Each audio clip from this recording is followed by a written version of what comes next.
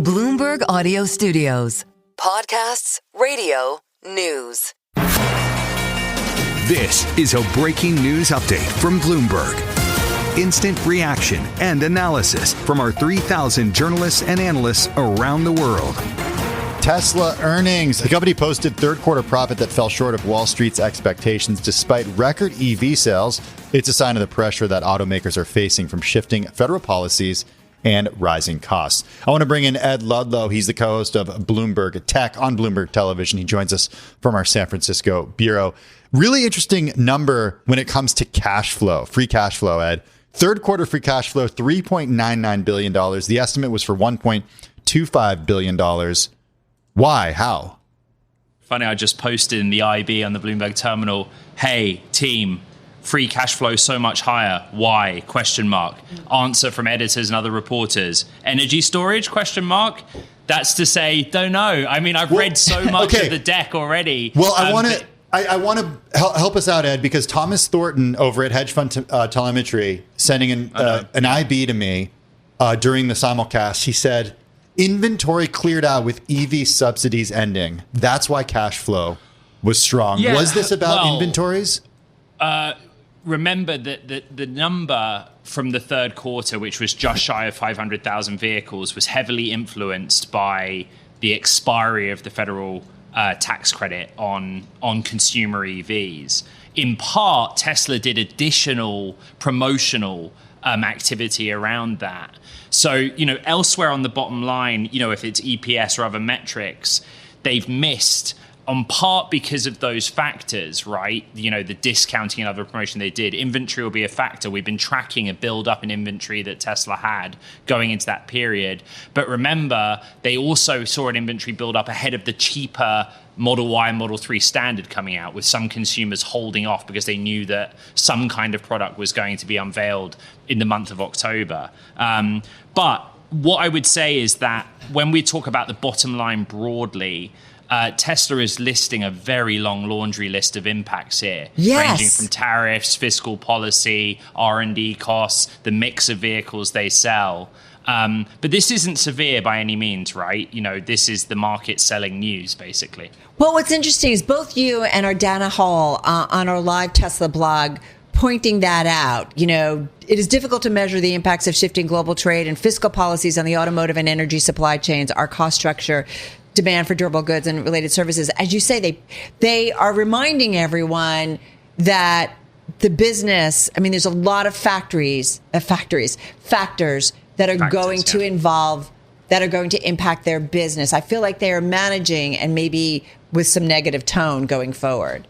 Yeah, one sort of specific example is that when you introduce a new product and you have to install the assembly line for that product, there are downtime and installation costs associated with that. It impacts how you produce other products. That shows up in financials. In this case, they haven't really given us a big picture outlook for their growth for this calendar year, nor next year or going forward.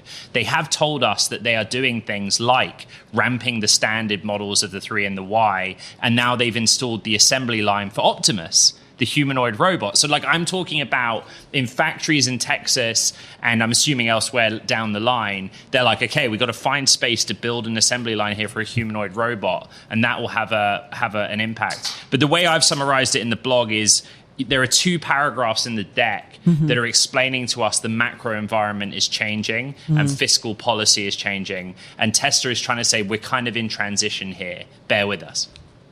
Where are those? I want to know what those. What is the transition that's happening right now? This is a macro, and this is the context too, Ed, is this is somebody who was very close to the president and was very close to, during the election, before the election, and then after the election for a good time as well. Well, the direct answer is that tariffs have had an impact. They've listed it in the negative column on profit. So that's across both the consumer EV business and the energy storage business.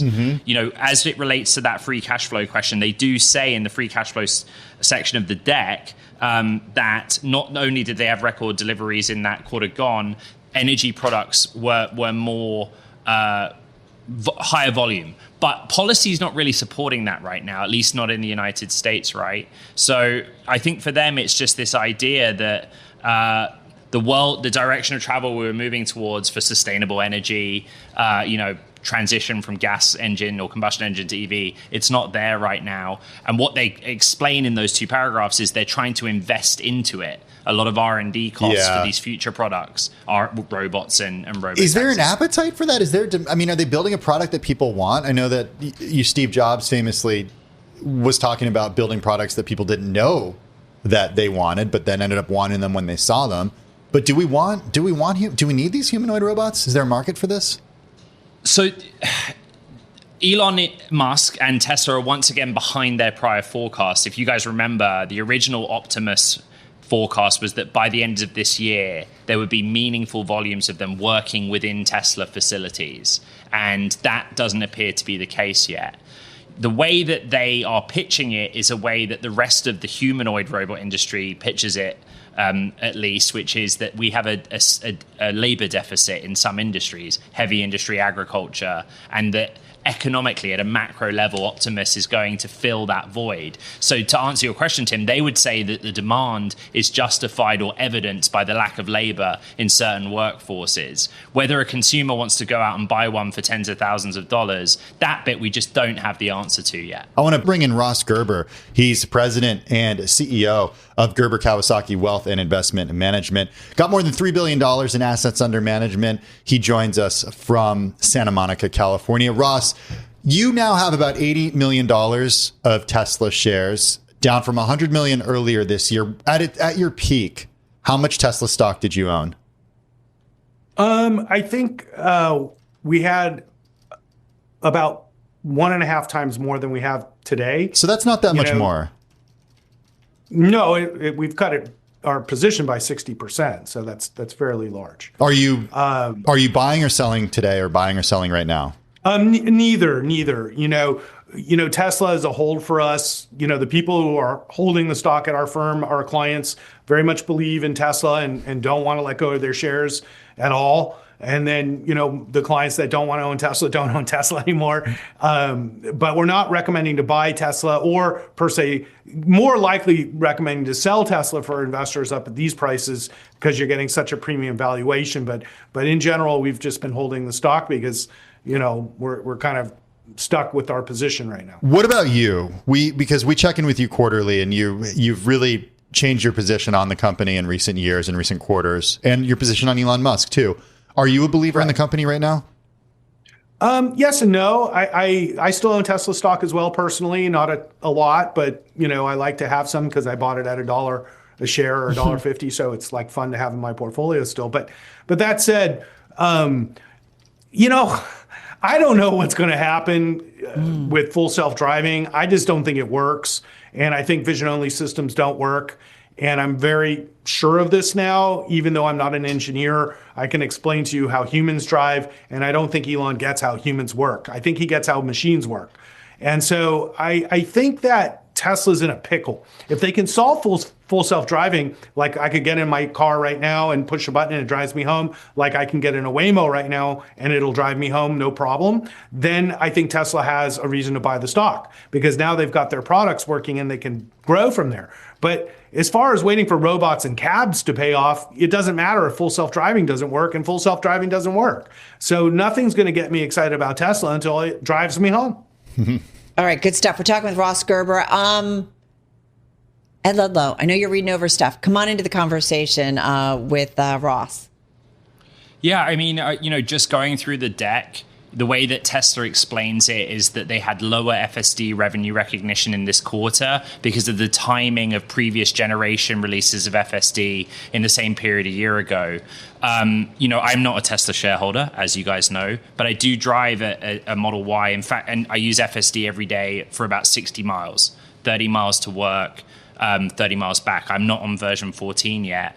But Ross is speaking to the question which is always there. Explain the jump or the steps to the end result, the end state. The end state is robotaxi, right? If Tesla is to be believed. And right now, the street seems kind of split on whether we understand how we go from a software platform that consumers pay for as a one-off or a subscription package to a world where the vehicles built on a common software platform or iterations of that platform power a proprietary ride-hailing robotaxi service. It's difficult to see the jump, and Ross can speak for himself, but just in the reporting, that's what we hear all the time. Yeah, I mean, you're 100% right in that these are completely different businesses, right? Like selling cars that drive themselves is an Apple business model. And that's why I always loved Tesla. When I first found Tesla, I was like, this is the Apple of cars, right? Like you build hardware and with great software, and then you make money on services, right? And that's really where Tesla's making a ton of money right now, is on services and energy storage, which are still great businesses for Tesla. But when you talk about building an Uber-like platform, this is an extremely difficult thing that it took Uber almost a decade or more to make money doing. And Uber's very, very good at this now. And the only way they've been able to make money is by charging substantially more for the rides, because Uber is not cheap anymore. And they had to subsidize rides for a decade just to build that business. So when you actually think about Tesla scaling, if there was no competition, that'd be one thing. But there's already several cab services I can take right now, whether it be Uber, Lyft, or Waymo, that are all very good at what they do. So, even if Tesla gets this to work, it's still a tough business. And the second thing I was going to say, Ed, you use full self-driving a lot, obviously. You probably, if I ask, do you feel comfortable turning it on and going into the back seat of your car and letting you drive that full 30 miles home?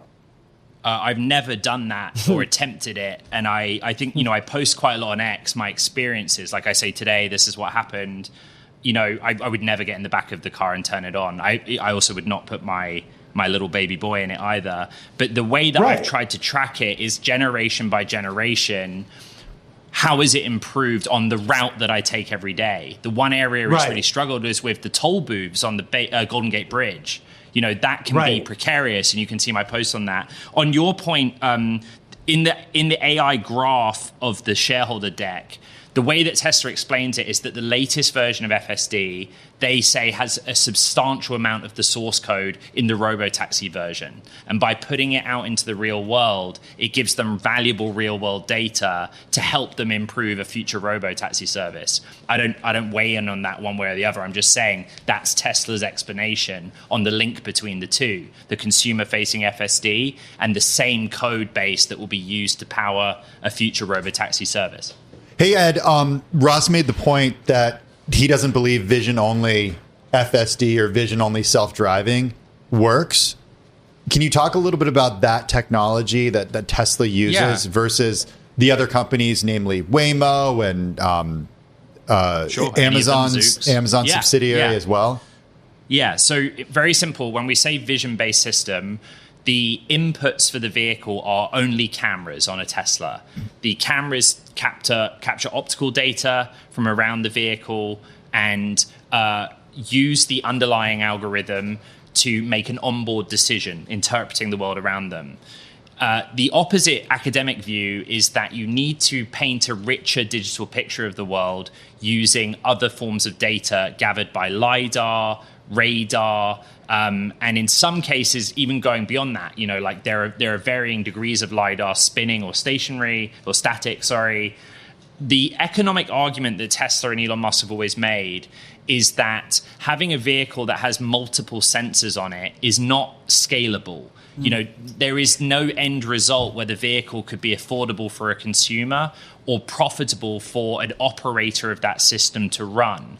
The other robotaxi companies like Waymo or Zoox, who do have multiple sensors and custom versions of them, say that you have to have them for redundancy. So if one of those digital pictures fails, i.e. the vision one, the cameras fail, or the LiDAR radar fails, you can still be safe because you have a rich enough digital picture of the world around you for the vehicle to make a decision based on the circumstances presented in front of it. All right. Ed Ludlow, we know you've got some stuff to do off of these earnings. So appreciate your input throughout the day today and certainly off of Tesla's earnings. Ross, thank you so much. Ross Gerber, President and Chief Executive Officer of Gerber, Kawasaki Wealth and Investment Management.